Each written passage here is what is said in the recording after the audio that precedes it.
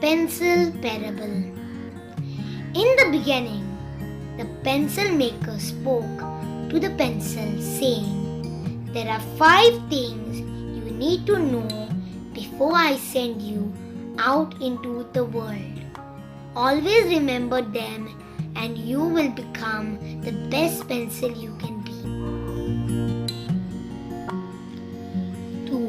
You will experience a painful sharpening from time to time by going through various problems, but you will need it to become a stronger person.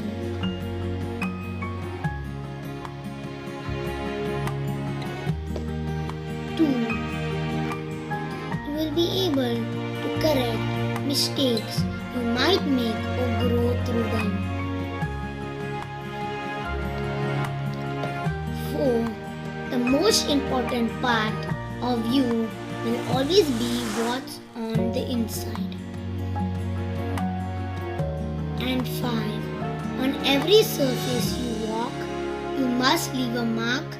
No matter what the situation, you must continue to serve God in everything.